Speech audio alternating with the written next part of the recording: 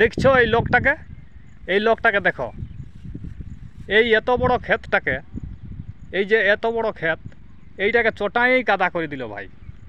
High দেখো, কোদাল ধরে দাঁড়ায় আছে, এইটাকে চটাই চটাই কাদা করল।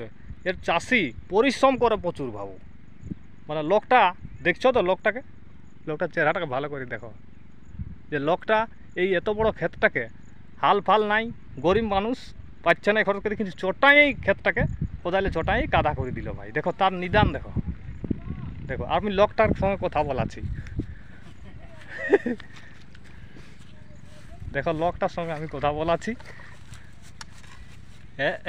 দেখো লোকটাকে এইখানটালে বল।